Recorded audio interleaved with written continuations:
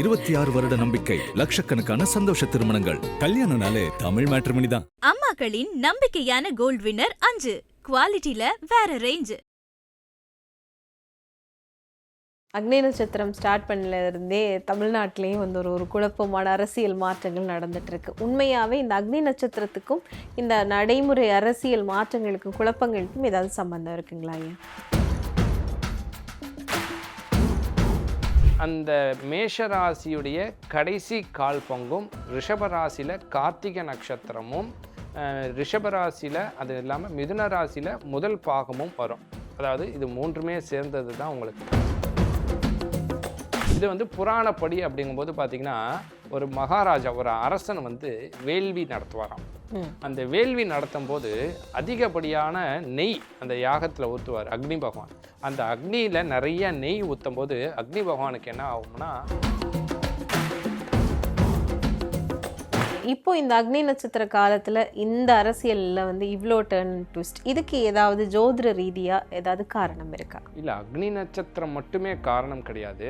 பொதுவாகவே வந்து பார்த்திங்கன்னா கிரகங்களுடைய பெயர்ச்சி அப்படிங்கிறது வரும். வருடத்திற்கு ஒரு முறை, 1.5 வருடத்திற்கு ஒரு முறை, 2.5 வருடத்திற்கு ஒரு முறை சனி பெயர்ச்சி, குரு பெயர்ச்சின்னு வரும். அந்த பெயர்ச்சிகளை சார்ந்து பாதிப்படைவாங்க. அப்போ அது ரிலேட்டடாக இந்த அரசியல் சார்ந்த நபர்கள் கண்டிப்பாக இந்த அக்னி நட்சத்திரத்தில். இப்போ இந்த அக்னி நட்சத்திரத்தில் வந்து நம்ம ஏதாவது வழிபாடு பண்ணணுமா? வழிபாடு பண்ணினா என்ன நன்மை கிடைக்கும்? பொதுவாக அக்னி நட்சத்திரத்தில் நம்ம வழிபாடு பண்ணணும்னா, இந்த அக்னி நட்சத்திர காலம் இந்த 21 நாள் என்ன மாதிரியான வாழ்வியல் பரிகாரங்கள் செய்யலாம்? வாழ்வியல் பரிகாரங்கள்ங்கும்போது இது மட்டுமே காரணமான்னு கேட்டால் காரணம் இல்லை. இதுக்கும் அப்பாற்பட்டு ஒரு விஷயம் இருக்குது. அங்கே இடைக்காடார் இருக்கார். 18 சித்தர்களில் இடைக்காடார் இருக்கார். யார் இடைக்காடார்னா, நவ கிரகங்களையே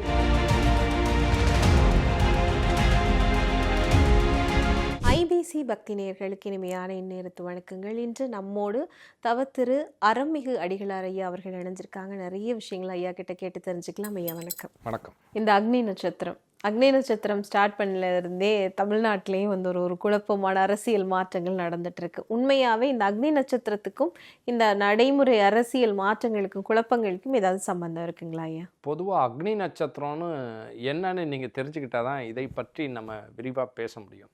அக்னி நட்சத்திரம் அப்படிங்கிறது கத்திரி வெயில் காலம்னு சொல்லுவாங்க. கரெக்டாக மேஷத்துலேருந்து ரிஷபராசிக்கு சூரியன் வந்து மாறக்கூடிய நேரத்தை தான் அக்னி நட்சத்திர காலம்னு சொல்லுவாங்க. கரெக்டாக அந்த மே மாதம் 4ஆம் தேதியிலேருந்து 28ஆம் தேதி வரைக்குமே அக்னி நட்சத்திரம். அப்போ அந்த மேஷராசியுடைய கடைசி கால் பங்கும் ரிஷபராசியில் கார்த்திகை நட்சத்திரமும் ரிஷபராசியில் அது இல்லாமல் மிதுன ராசியில் முதல் பாகமும் வரும். அதாவது இது மூன்றுமே சேர்ந்தது தான் உங்களுக்கு அக்னி நட்சத்திரம். இப்போ மேஷராசினா பரணி 3ஆம் பாதமும், கார்த்திகை நட்சத்திரம் முழுவதும், ரோகிணி நட்சத்திரம் இதெல்லாமே வந்து பார்த்திங்கன்னா அந்த அக்னி நட்சத்திரத்தில் வருதும். இதுதான் இந்த அக்னி நட்சத்திரம் மற்ற மாதங்களை, ஏன்னா தட்சிணாயனம் உத்தராயணம்னு பிரிப்பாங்க. அப்போ மேஷராசியில் சூரியன் வந்து உச்சம் பெற்றவர். அப்போ மேஷத்துக்கு சூரியன் வரும்போது தான் உங்களுக்கு இந்த அக்னி நட்சத்திர காலங்கிறது ஆரம்பிக்கும். இது வந்து புராணப்படி அப்படிங்கும்போது பார்த்திங்கன்னா ஒரு மகாராஜா, ஒரு அரசன் வந்து வேள்வி நடத்துவாராம். அந்த வேள்வி நடத்தும் போது அதிகப்படியான நெய் அந்த யாகத்தில் ஊற்றுவார் அக்னி பகவான். அந்த அக்னியில் நிறைய நெய் ஊற்றும் போது அக்னி பகவானுக்கு என்ன ஆகும்னா அஜீரண கோளாறு வந்துடுமா, அதாவது செரிமான பிரச்சனை வந்துடுமா. வரும்போது என்ன செய்யறதுன்னு தெரியாதப்ப அந்த ஒரு வனம், அது காடை சொல்லுவாங்க, அந்த வனத்தை வந்து சாப்பிட ஆரம்பிச்சிருவாராம். அதை சாப்பிடும்போது அந்த மற்ற அதில் உயிர் ஜீவன்கள்லாம் இருக்கும் இல்லையா, அது இறைவன்கிட்ட வந்து பிரார்த்தனை பண்ணும்போது என்ன செய்வாராம், சுவாமி வந்து அதை சாப்பிட விடாத மாதிரி தடுப்பார்.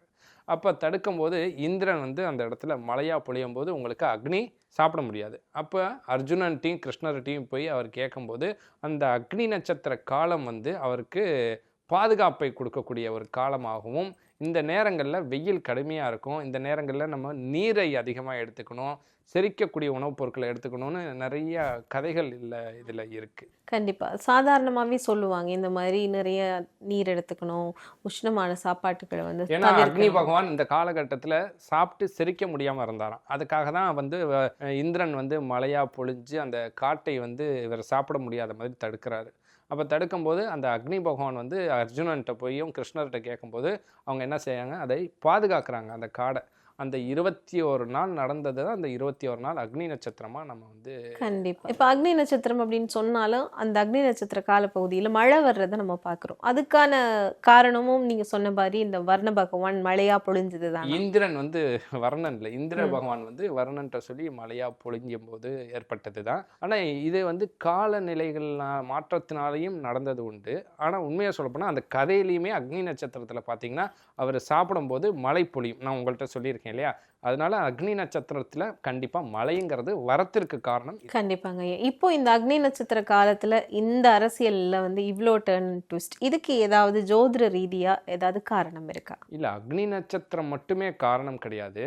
பொதுவாகவே வந்து பாத்தீங்கன்னா கிரகங்களுடைய பெயர்ச்சி அப்படிங்கிறது வரும். வருடத்திற்கு ஒரு முறை, 1.5 வருடத்திற்கு ஒரு முறை, 2.5 வருடத்திற்கு ஒரு முறை சனி பெயர்ச்சி, குரு பெயர்ச்சின்னு வரும்.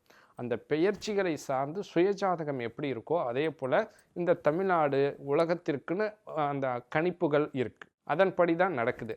ஆனால் அந்த அக்னி நட்சத்திர காலத்தில் தான் கரெக்டாக பார்த்தீங்கன்னா உங்களுக்கு இந்த சனியுடைய நட்சத்திரம் கொண்டவங்க, ஒருவேளை பூச நட்சத்திரமாக இருக்கலாம், இது மாதிரி சனியுடைய ஆளுமை கொண்ட நட்சத்திரக்காரங்க இந்த அந்த அக்னி நட்சத்திரத்தில் பாதிப்படைவாங்க. அப்போ அது ரிலேட்டடாக இந்த அரசியல் சார்ந்த நபர்கள் கண்டிப்பாக இந்த அக்னி நட்சத்திரத்தில் பிரச்சனை வரும். இப்போ சிம்ம ராசின்னு வைங்க, கண்டிப்பாக இந்த அக்னி நட்சத்திரத்தில் பிரச்சனை வரும். ஏன்னா சூரியன் அதிபதி. ரெண்டாவது பூச நட்சத்திரம்னு வைங்க, சனி அதிபதி, அவங்களுக்கும் பிரச்சனை வரும். ஸோ இந்த விருச்சிக ராசி இவங்களுக்கெல்லாமே இந்த அக்னி நட்சத்திரத்தில் உடல் ரீதியாவோ அல்லது அரசியல் ரீதியான பிரச்சனைகளை கண்டிப்பாக சந்திப்பாங்க. கண்டிப்பாக. இப்போ இந்த அக்னி நட்சத்திரத்தில் வந்து நம்ம ஏதாவது வழிபாடு பண்ணணுமா? வழிபாடு பண்ணினா என்ன நன்மை கிடைக்கும்? பொதுவாக அக்னி நட்சத்திரத்தில் நம்ம வழிபாடு பண்ணணும்னா கிருஷ்ணனை தான் வழிபாடு பண்ணணும். ஏன்னா அந்த கதையிலேயே நான் சொன்னேன் இல்லையா, கிருஷ்ணனை தான் வந்து அக்னி பகவான் வேண்டுறாரு. அப்போ அந்த கிருஷ்ண பரமாத்மா அந்த காடுகளை வந்து பாதுகாக்கிறார். அந்த அக்னி பகவான் சாப்பிட விடாமல் அந்த வருணனால், அதாவது இந்திரனால் அக்னிக்கும் பிரச்சனை வரக்கூடாது, அக்னியினால் காட்டுக்கும் பிரச்சனை வரக்கூடாதுன்னு யார் அந்த இதை பாதுகாக்கிறான்னா கிருஷ்ண பரமாத்மா. அப்போ இந்த காலகட்டத்தில் கிருஷ்ணனையோ அல்லது பெருமாளையோ வழிபாடு பண்ணும்போது ரொம்ப நாளாக என் வாழ்க்கையில் வந்து எந்த காரியம் தொட்டாலும் தொடங்க மாட்டேங்குது, நடக்க மாட்டேங்குது, பிரச்சனையாகவே இருக்குது அப்படின்னு வாழ்க்கையே வெறுமையாக இருப்பாங்கள்ல, அவங்களாம் இந்த காலகட்டத்தில் கிருஷ்ணனை இல்லை பெருமாளை வேண்டிக்கிட்டாங்கன்னா கண்டிப்பாக நல்லாயிருக்கும். என்ன மாதிரியான பிரார்த்தனைகள் அல்லது என்ன மாதிரியான வழிபாடுகள் இந்த காலகட்டத்தில் செய்யலாம் இந்த அக்னி நட்சத்திர காலகட்டத்தில்? ஏன்னா நீண்ட நாள் 21 நாள் இருக்குது, அந்த நாளில் வந்து நம்ம என்ன மாதிரியான வழிபாடுகள் பண்ணலாம்? வீட்டு வாசலில் தினமும் மண் அகலால் தீபம் ஏற்றணும். மாலை நேரமும் காலை நேரமும் ஏற்றணும். அது மட்டும் இல்லாமல் பார்த்திங்கன்னா கிச்சன்லேயோ அல்லது அவங்களுடைய சுவாமி ரூமில் ஒரு சின்ன காப்பர்லேயோ அல்லது ஏதோ ஒரு பாத்திரத்தில் கொஞ்சம் தண்ணி, அதில் துளசி, கிராம்பு, ஏலக்காய், லவங்கம் இதை தண்ணியில் போட்டு வச்சுட்டு அந்த வீட்டில் தண்ணியில் வீடு ஃபுல்லாக தெளிக்கலாம். இல்லை உடம்பு முடியலைங்கிறவங்க ஒரு கொஞ்சம் சாப்பிட்டுட்டு தண்ணியை தெளிக்கலாம். இதை செய்யும்போது உடல் ரீதியாகவும் அந்த வீட்டில் லட்சுமி கடாட்சமே இல்லை, வீட்டில் செல்வமே சேரலைன்னு சொல்லி இருக்காங்க இல்லையா, அவங்களுக்கு இந்த விளக்கேற்றி இந்த மாதிரியான பிரார்த்தனைகள் செய்யும்போது கண்டிப்பாக நல்லாயிருக்கும். மகாலட்சுமியுடைய மந்திரத்தை சொல்லலாம். ஏன்னா சுவாமி வந்து தன்னுடைய மார்புலேயே மகாலட்சுமியை வச்சுருக்கார். ஸோ இந்த லக்ஷ்மி கடாட்சம் கிடைக்கணும்னா வீட்டு வாசலில் பச்சரிசி மாவு கோல மாவோட கலந்து தீபம் ஏற்றலாம். இல்லை பச்சரிசி மாவும் நாட்டு சர்க்கரையும் நெய், தேன் இதெல்லாம் கலந்து பாம்பு புத்து இருக்கு இல்லையா, அந்த புத்தில் போய் வச்சு வழிபாடு பண்ணலாம். திருமண தடைகள், குழந்தையின்மைகள்லாம் நல்லா இருக்கும் அந்த மாதிரி காலங்கள். கண்டிப்பாக. அதாவது ஒரு விஷயம் சொல்லியிருந்தீங்க, ஏன் வாழ்க்கையில் எதுவுமே நடக்கலை, எதுவுமே கிடைக்கல அப்படின்னும் போது இந்த அக்னி நட்சத்திர காலகட்டத்தில் வழிபாடு செஞ்சால் மேக்சிமம் எல்லாமே நமக்கு கிடைச்சிரும். இந்த 21 நாள் தொடர்ந்து செய்யணும். ஒரு நாள் 2 நாள் செஞ்சுட்டு பலன் கிடைக்கலன்னு கேட்கக்கூடாது. கண்டிப்பா. இப்போ அது மாதிரி நம்ம வழிபாடு பார்த்துட்டோம். இந்த அக்னி நட்சத்திர காலம் இந்த 21 நாள் என்ன மாதிரியான வாழ்வியல் பரிகாரங்கள் செய்யலாம்? வாழ்வியல் பரிகாரங்கள்ங்கும்போது காலையில் பிரம்ம முகூர்த்தத்தில் எழுந்திருக்கணும். கண்டிப்பாக வந்து குளிக்கிற தண்ணியில் மஞ்சத்தூள் கொஞ்சம் கல்லுப்பு கலந்து குளிக்கலாம். ஏன்னா உடல் ரீதியான பிரச்சனைகள், சோர்வுகள்லாம் அது விளக்கும். பிரம்ம முகூர்த்தத்தில் எழுந்திருக்கணும். அதான் 4 to 6. முடிஞ்ச அளவுக்கு அவங்களுடைய குலதெய்வ வழிபாடுகள் செய்கிறது இதெல்லாமே இந்த அக்னி நட்சத்திர காலத்தில் சிறந்ததாக இருக்கும். கண்டிப்பாக.